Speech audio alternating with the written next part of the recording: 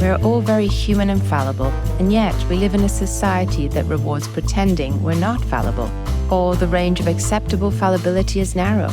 We are constantly comparing our insides to other people's outsides and feeling inadequate and guilty, even ashamed. Trying to blend in means parts of ourselves must disappear, and we must then live in fear that we will be found out. Here, together, we will create a space where we can laugh, cry, and carry our suffering and hurts lightly. In the service of being deeply human. This is Life's Dirty Little Secrets. Welcome to Life's Dirty Little Secrets. I'm Emma Waddington. And I'm Chris McCurry. And today it is our great privilege to have with us Tiffany Rochester, who's coming to us from Western Australia.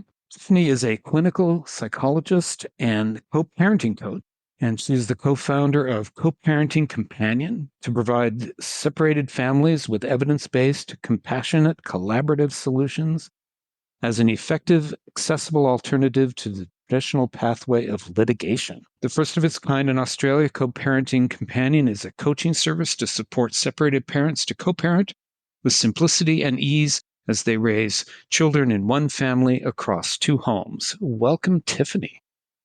Thank you. I'm so happy to be here. Really delighted to have this conversation with you. Thank you. Yes, it's great. Oh, co-parenting. Oh, that has got to be a minefield. I think that is definitely the dominant narrative about it, but I wonder if that's going to be the same conclusion by the time we get to the end of this conversation. I don't think it has to be. Well, that would be wonderful. So what got you into working with this particular group of individuals? Obviously, there's a high need for competent, compassionate people working with folks who are experiencing separate families or separate homes, one family. You're right that there is a really high need and there is a really low level of supply. And I think if you had met early career me, I wouldn't have predicted that this was quite where I was going to end up either.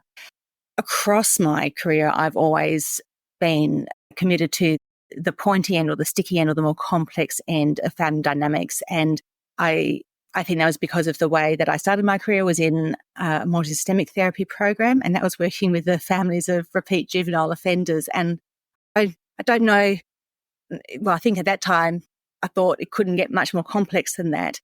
What that gave me was a really excellent grounding in how important it is to look at systems and context to understand what it is that is driving really difficult and challenging behaviours. And what I saw was families in desperate need of compassionate care, of a non-judgmental stance, and of somebody leaning in to say, I really want to help you because I can see this pathway isn't serving you.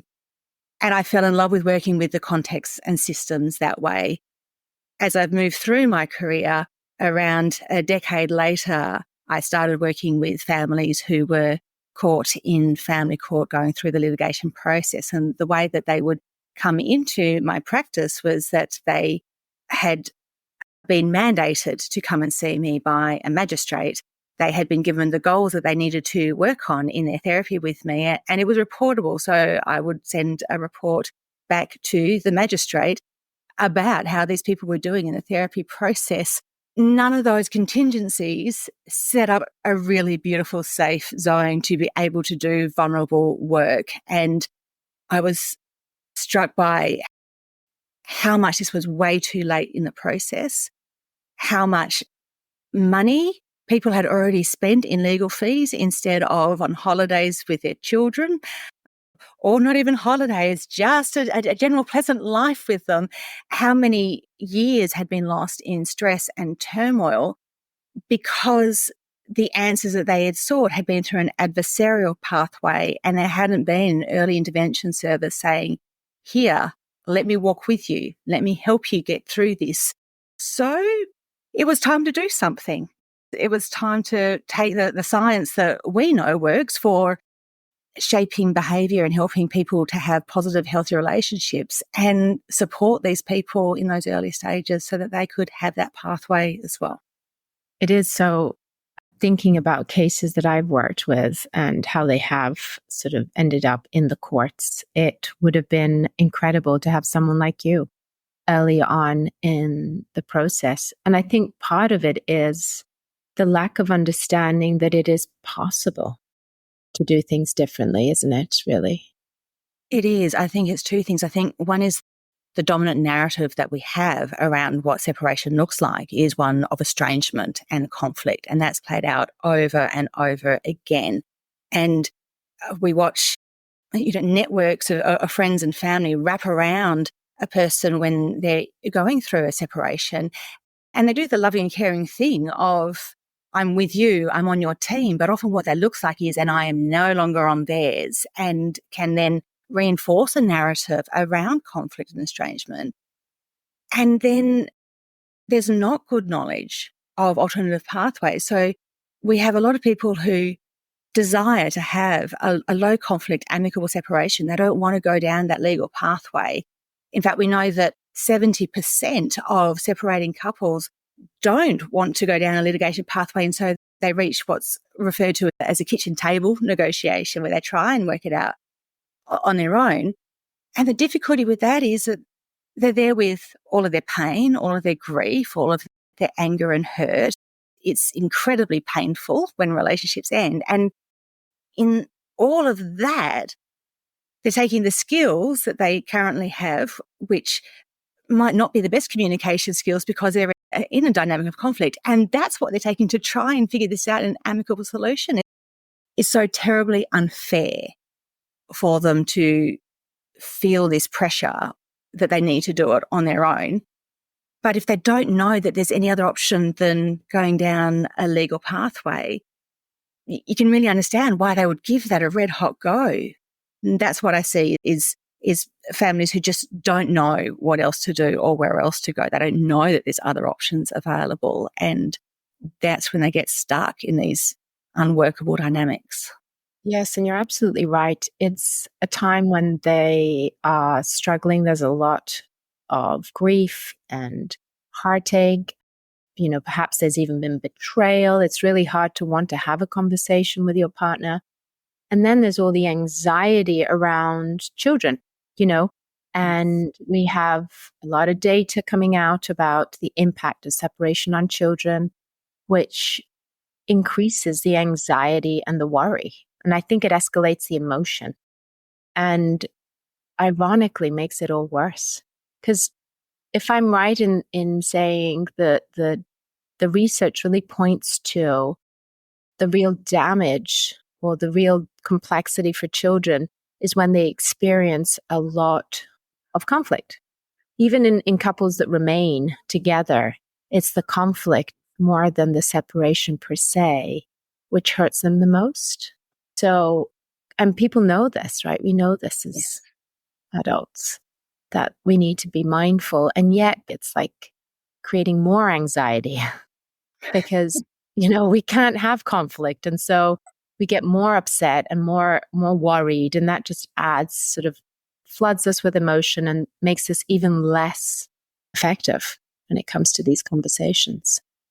Look, that's absolutely right. So we know that 21% of kids from separated parents end up with difficulties across mental health, social and academic outcomes, romantic attachments, behavioural issues. And that's twice the rate that we see in intact families. And you're also right that children in intact families where there are a lot of conflict between the parents have the same issues as children who are growing up across two homes where there is a lot of conflict. But the words around, shield your child from conflict, they're so easy to say, but the skill of it is really hard because it's not just overt conflict about whether the parents swear at each other or whether there's physical aggression between them. It's also all the covert, the tension that they can see across a parent's face when the other parent calls or when children are made to be the messengers because the parents are in such high distress. And often those decisions around how to do that are being made with the intention of caring for the child, with the intention of doing what's in their best interests. But what we haven't been doing is working with parents to help them develop the self-care toolkit for how do you actually do this? What does that look like? How do you respond to your children when they ask you really hard questions about the other parent and you think that they're justified questions because you're hurt too? What do you do when your co-parent is late returning kids? What do you do when your kid is 3 versus 7 versus 13, when you're trying to figure out how many nights they should have their head on a pillow at your house and a head on the pillow at somebody else's? There's so much that people have to figure out in this space. And hopefully for most people, this is the only time that they're doing this, or maybe a second time, occasionally a third time.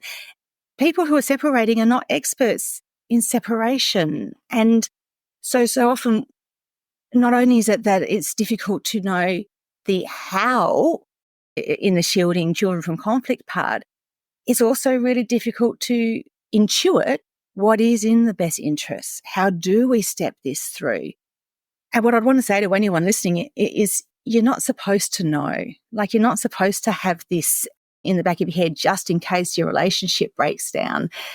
It is so useful to have a conversation with somebody who is an expert in child development or human behaviour, who can sit and bounce with you around what it is that your children need, what it is that your family system needs as it goes through this transition, to do it in a really healthy way. Often I say to couples, because I mostly work with couples who want to stay together, but those that are considering separation, is that you need the same skills to separate as you do to stay together.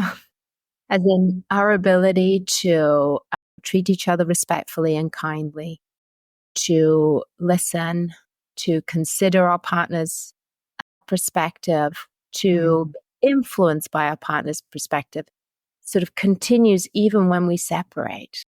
We don't cease to need those skills. It just becomes harder because there's more feelings or more difficult, challenging feelings towards your partner. But those skills continue. Yeah, we need to continue to develop them. And it's so powerful to hear, to be validated in the way that you've just said, that you're not expected to know how to do this, because it is complicated and it evolves as the children grow and as situations. And so the ability to continue to have these conversations is paramount. And to get the support to do that is really important. Yes, you're exactly right that you do need the same skills and you need them at a higher level of competency. And so it is really important. The same skills, but a different lens. So one of the things I think is difficult for parents as they make that transition is that the relationship as co-parents is quite different in the boundaries and expectations than it is when you are a romantic couple. One of those that I think is useful to be across is when you're in a relationship with somebody, you want what's best for them. You want them to do well in their career. You want them to have healthy connections with their friends and family. And we orient a lot of our behaviour around trying to really provide a context where that can happen. When they are your co-parent, we want to orient all of our behaviour around how do I get the best out of this person for where I need my life to go.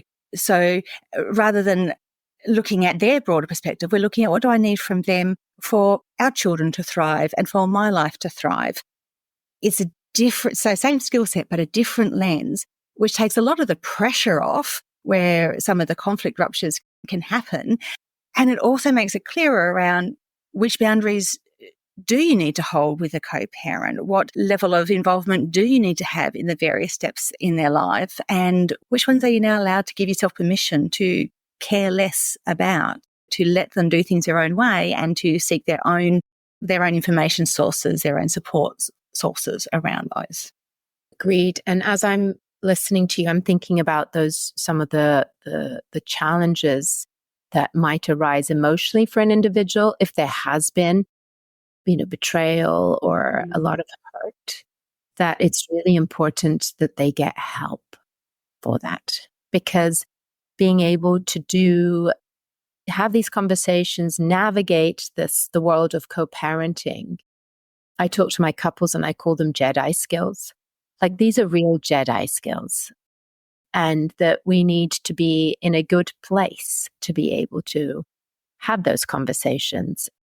And, tact and timing is really important, making sure that you're in a place where you can have a reasonable conversation, but that you're getting support, perhaps from an individual therapist, from your community, to feel validated in your pain, and so that doesn't come into those conversations. Yes, I think you're right in terms of those Jedi skills. It is knowing how to have your emotions rather than your emotions having you, how to change the relationship that you have with your thoughts so they don't have that same pull over you. And that when those are in place, then yes, it becomes so much easier to step into the conversations or to choose the timing or to choose the tone and the action. And I think also that piece around who do you want to be? How do you want to carry yourself in this? What do you want your legacy to be? What story do you want your children to tell? And of course, as we're talking through all of these themes, we're talking through definitely the psychological flexibility model that comes out of contextual behavioral science. And I think there is such richness in the holistic framework of that model for looking at how do you care for yourself so that the actions that you take reflect who you care to be. And that does mean knowing what to do as those thoughts and feelings show up in your body, because it's a tsunami. There is so much that happens in that space. And often parents are so focused, understandably and appropriately focused, on how are the children going to go? Are the children okay? What do the children need? And the part that they're missing is you might not need to get your child into a therapist. You just might need some care, some nurture yourself, and maybe with your individual therapist, and maybe working with a coach with the two of you together to look at that, to help you be healthy and feel strong within yourself to be able to do those actions that are really complex and hard. You mentioned psychological flexibility. One of the best definitions I've come across was actually at a talk at a conference a couple of years ago. And the presenter said that psychological flexibility was the ability to navigate challenging situations effectively, even in the presence of difficult thoughts and feelings. Exactly So I that. think it's a nice, elegant definition, as opposed to some of the nerdier ones that are out there. But yeah, that's the thing, to be able to hold all that and not get swept away by this particular idea or emotion, to keep your eye on the prize. It's incredibly difficult. I think the other part that's in there as well is the teasing out the narrative that we have created about what behaviours mean, and the very practical, what we could observe with a video camera of the behaviours that are in front of us. And so often when I'm sitting with a couple and we're stepping through what is happening in their conflict, the stories that they have about the ruptures are so different from what the other party understands is going on. And so sometimes we will have, for example, a story of that, they're blocking me, they don't want me to be involved in the child's life, or they don't want to be helpful. And what's happening is the other parent is feeling flooded. They're getting a whole heap of information from the other parent in a way that isn't good for their system, and might be in verbal confrontation where they do better with email and notice. And so the other parents, they go, no, I'm trying, but you keep hitting me when I'm in threat mode.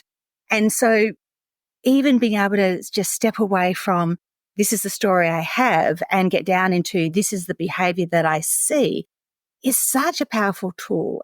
There's not enough at a systemic level, I think, teaching people how to detangle from the narratives and get down into what's actually happening in the behavior. But understanding what it looks like when your co-parent is in threat mode and how that is different from when they are feeling safe or when they are feeling motivated.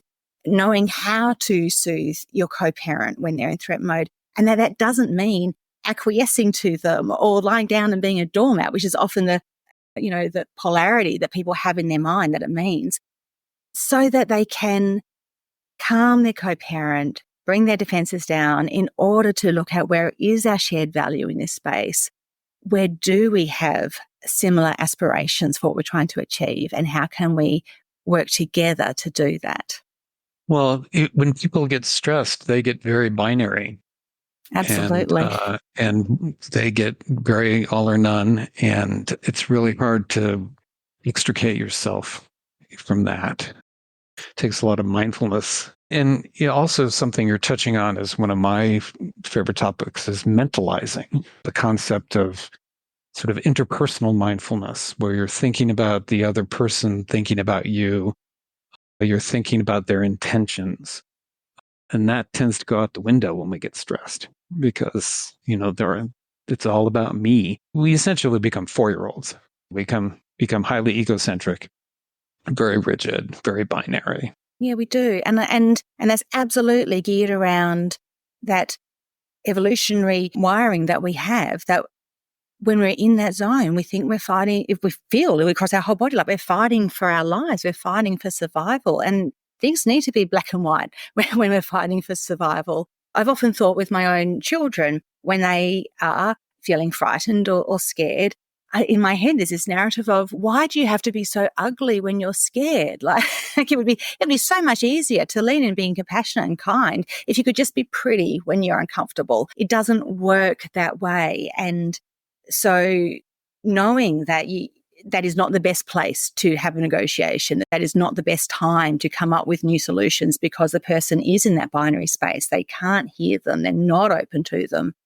And we need to bring their arousal down. We need to create that context of safety so that they can be open, so the rest of them can come online.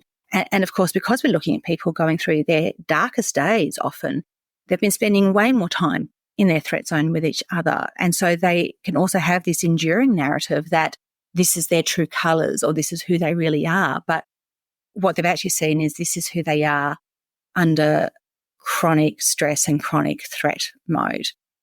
And all of us go to that binary space when we are in threat mode. And I never want to be judged as who I am as an entire person based on who I am when I'm under threat and fighting for survival.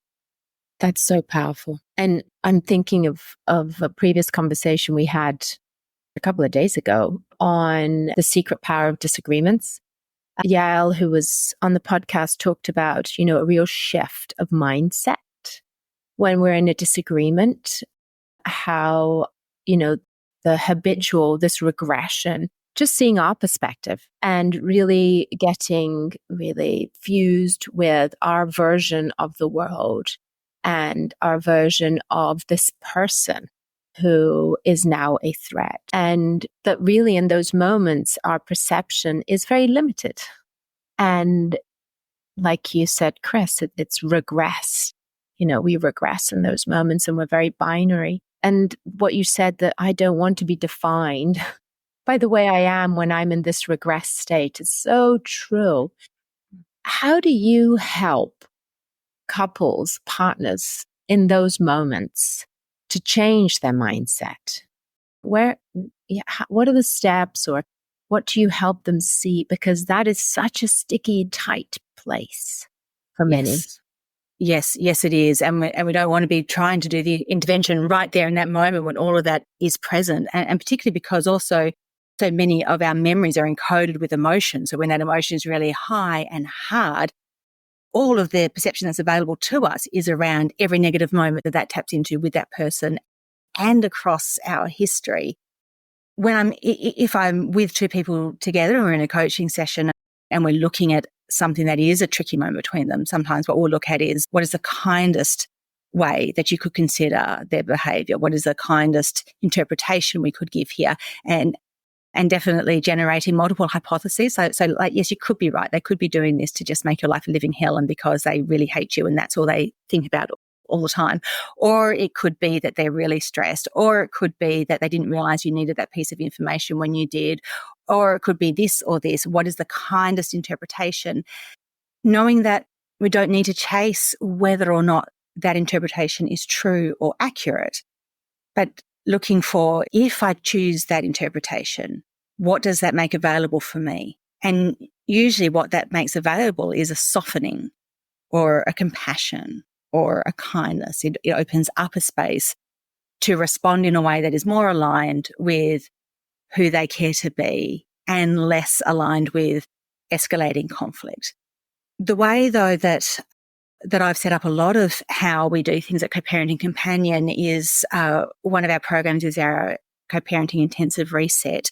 And that's a hybrid model of live coaching with me and online video content. There's so much video of me that I tell them they'll dream about me in their sleep. It's probably true. It's a lot of me.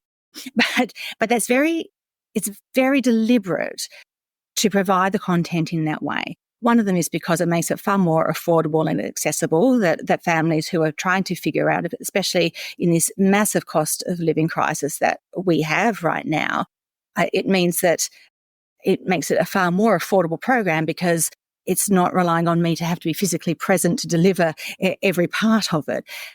But the thing that I think is more valuable in it is that they can do those components at home, where they are comfortable, where they are safe, when no one else is watching, including their co-parent, because it does take some space to be able to look at who am I? What is my part in this? What am I not proud of? Turning towards the parts of me that I might not want to ever put up on YouTube or show to a coach or a therapist until I'm really safe, and I definitely don't want my co-parent to know about. Because the more that we know the painful parts of us and the unacknowledged parts of us, the more we're able to soothe them and calm them and take care of them. It's very hard to take care of a stranger.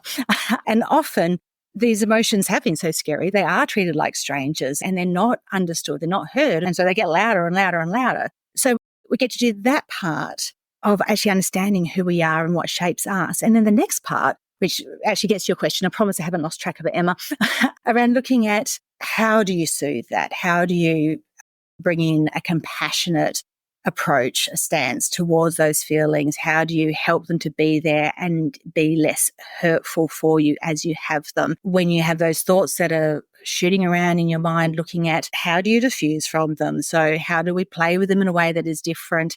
And Chris, I'm not sure how you will feel about this.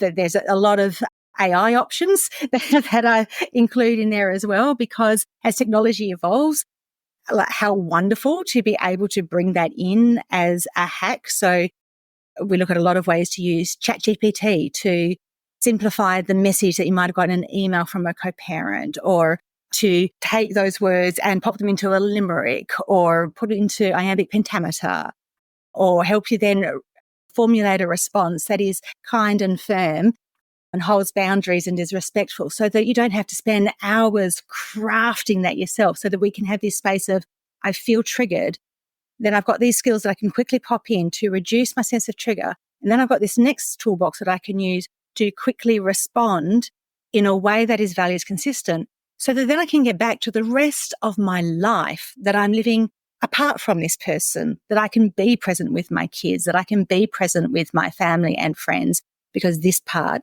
is now far more contained.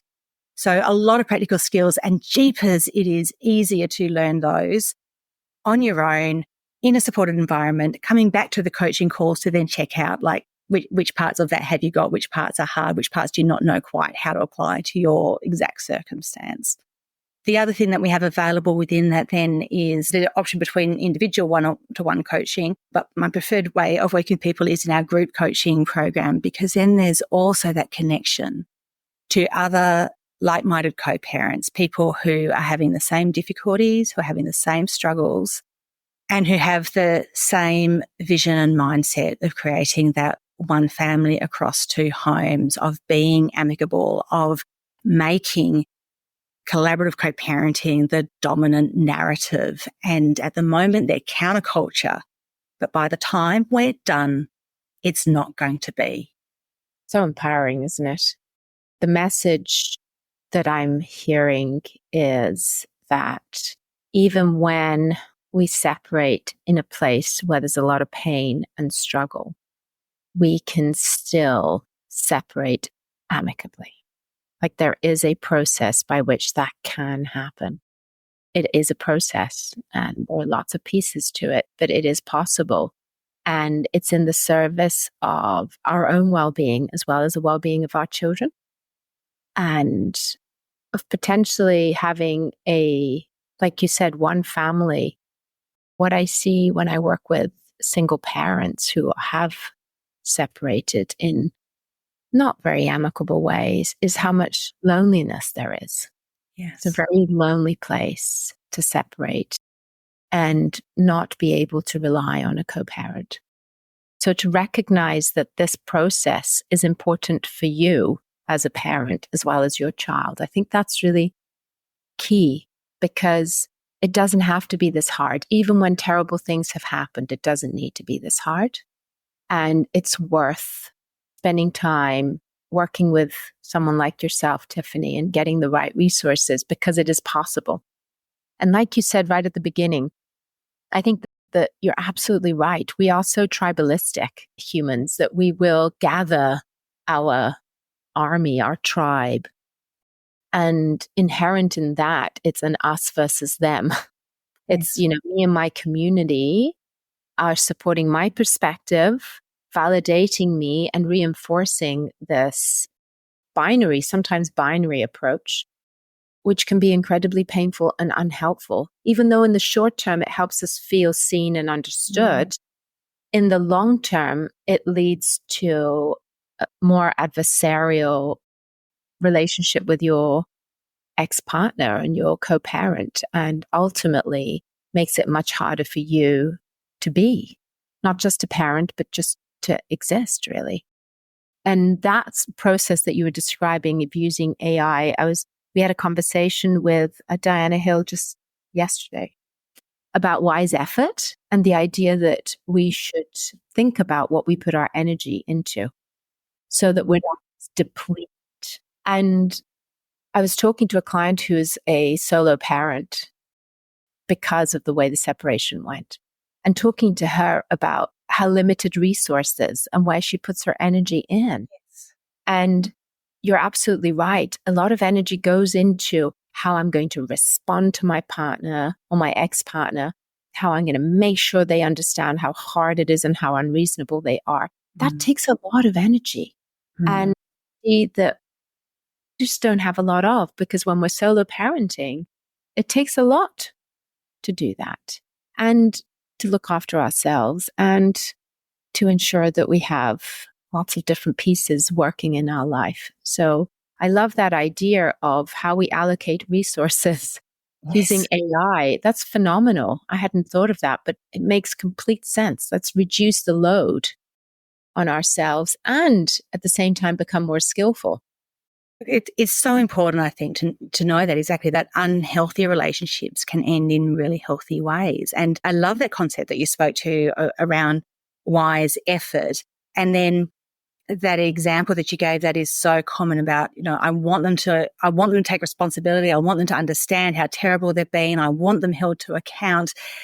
And then when I look at the effort that's involved in that, I think, well, if they didn't listen to you when you were together, if you couldn't achieve that change when you were in love, then what on earth makes you think that they're going to listen to you now? And you've probably tried that over and over again, and it's not getting you anywhere good.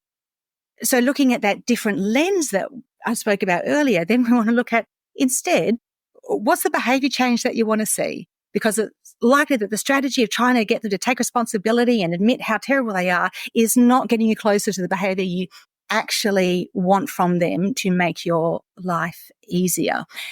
I think this is a far broader conversation than just separated parents, but it comes down to the doing what actually works rather than this society message we have about what is supposed to work. And what actually works might not look like that person ever saying, yes, I have been a complete and utter jerk and it's all my fault. Conversely, though, sometimes that's exactly where we do get to. When we help people bring their defenses down, when we help them know how to look towards their emotions with love and care and how to then shape their own behavior to be values aligned when they interact with their co-parent, I have witnessed the most beautiful conversations between separated parents where each of them have apologized for what they see they contributed to the breakdown, where they see they have made things harder. They're the conversations that give me goosebumps and they make me want to cry. I can't believe I get to bear witness to them. And when I see them happen, for anyone who's listening and thinks this is impossible, when I see them happening, and I think back to when I first started working with these pairs, we wouldn't have, based on what's out there in the dominant narrative, we wouldn't have predicted that they would ever move to that space of being able to do that. And more powerfully, for people who are working with a really tricky co-parent who are thinking that there's no way we'll ever get them there. When we have just one parent who steps in and decides to do that work for themselves, decides to change the way that they are behaving towards their co-parent in order to bring their co-parent's defences down and taking good care of themselves, we see changes in those co-parents too. By default, of course we do, because we are people who interact with each other. And so even there, we've had examples of parents who have never gone near a coach, possibly never gone near a therapist, who have come back to the parent who has done the work and apologised for their part in the conflict. So there is a lot that is possible in this space. And my goodness me, it is so worth it for the change in that dynamic, for the reduction in that stress. It is easier to do it right at the start. It is definitely an easier thing. My favourite time to start working with parents is right at the point that they're about to tell the kids that they're separating, because then it's quite easy to get a good co-parenting dynamic in starting at that point. It is harder, definitely doable, but harder if it's more entrenched and it's been several years. But it doesn't have to be minefield, and it doesn't have to be complicated and extremely hard work if parents step in right at that first part. What you mentioned about the other parent, the one who has not been, receiving the beneficial coaching and counseling, coming to this point seemingly on their own, I think is marvelous. And it does speak to what we were talking with Diana yesterday about. I mentioned grace, and she gave me kind of a quizzical look. But I think there is something to be said about, creating a different field, a different context. And whether that's two people together or it's simply radiating out from one of the individuals, I think it does impact people, and in subtle and maybe not so subtle ways. So I believe in that. And I have nothing against AI as long as it doesn't take over the world and put me to work. I completely agree with you though, Chris, that I also talk about grace a lot, about having grace with each other. Really important concept. Yeah, there's an energy there that is healing, and I think can permeate things. I think it was another podcast guest of ours who said, the more you give up attempts to control the other person, the more influence you can have. Yes. It's paradoxical. And of course, you can't try to control them less in order to have more influence. It doesn't work like that. Like, the intention can't be to ultimately change that behavior. But listening to you describe that process by which we let go of our need for them to do something, like apologize or express regret or change their behavior, the more likely we are to feel heard and understood and potentially get the apology. But you have to really give up on that attempt. You have to really come to it. Giving up being right. Yeah, absolutely giving up the fight to be right. And I think you're right. We can't do one to do the other. And yet, how liberating is that, to give up trying to control them? You're not having control over them anyway, but to be able to let that go, how much more energy there is for other areas of your life. And I was thinking, this is something we know very well as parents. One of the things that I would hear a lot from children that I remember having, it's kind of my mouth like this in my childhood, and what I unfortunately sometimes hear from my own kids, is that moment when they're about to do a chore, they're about to do a task, and the parent jumps in and prompts for it. And the reaction of the child is like, now I don't want to do it. Like, I was going to do it, but now you've told me I'm got to do it, and now I don't want to do it. And that's where the rupture happens. It's exactly that. It's just generalizing that across to this new dynamic. Yeah. And I totally get that in my adult world.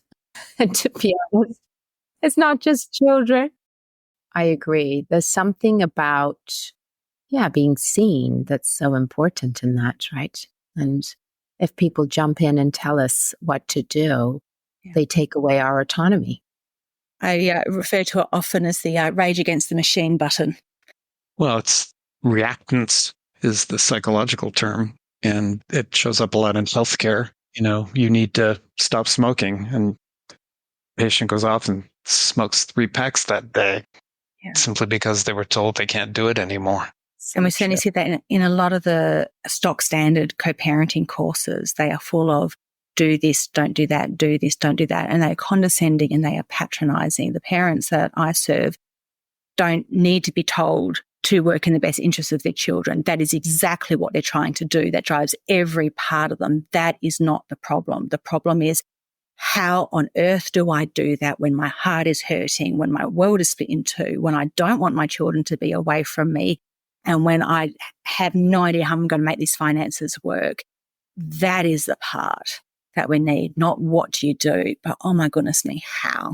That's right. Yeah. And it's so invalidating to hear those messages, like as a parent, that as if I didn't want to put my children first. Right. Of course I do. And I think there is that message, isn't there, that, and sometimes keeps, like I when I'm working with couples that are very volatile, there's a lot of fighting, they stay together for the kids. And that's really complicated because it's not that simple. I wouldn't advise it either. I mean, I would certainly advise doing the work with you. Like I'm certainly on team, stay together, find a solution, recruit in the help and work to find that way out. And if that is not available, when that pathway isn't open, then the courageous thing to do and the best way to look after your children and yourself is to allow that to end, is to step into a separation. And for the reasons that you highlighted right at the start, Emma, that children are far healthier if they grow up across 2 homes without exposure to conflict than being exposed to a toxic dynamic in the house. Not to mention what the parents are modelling about what a healthy romantic attachment looks like. So it is courageous to leave. It's also important to do that when when the pathway for staying is no longer available. In the time we have left, this sounds like a fantastic program. And I'm wondering, is anyone else doing anything remotely like this, say here in the States or anywhere else? Are you aware, Tiffany, of any other programs that are like this? Or are you going to have to be the one to travel around the world and do workshops and train people? I don't know any like this, Chris. I do know of other co-parenting programs. A lot of them are targeted around how to get through mediation, which another conversation for another day. I'd far prefer for people to look at collaborative practice, but how to get through the separation, or they're the what to do, not how to do it. One of the things that really I found so surprising within our own field of science is that contextual behavioural science has so much richness to it, so much depth that serves these families, and yet I wasn't seeing any of this at any of our conferences amongst our peers. I think there is Commit and Act have done incredible work in this space at a systemic level in Sierra Leone, and that's through a different lens, not working at people at the point of separation, but more at the point of staying together in a healthy way. And that work is absolutely phenomenal and deeply inspiring. I don't know all of the providers across the States. We do serve people internationally, so our programs are available to people in the States, and sometimes the time zones even work out really well for that. But yes, doing more training, getting this information out there, letting people know that there is an alternative is something that I'm very fierce about. And anybody who would like to join with me on this crusade is very, very welcome. There are a lot of people across the family law space who do share a vision for healthy separations, for non-adversarial solutions. So there's a lot of people who have the energy and drive for this change, for this shift, but using the science that we have to support people in this way, I'm not seeing that done anywhere else at this time. I'm so glad you are. It's a really important piece, because inevitably we know that people separate.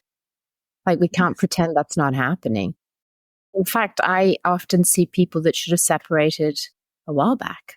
Yes. End up, making things terrible for the family. And so I think the message that you can do a good job at separating and that it can be better for the children and better for you is a really important one.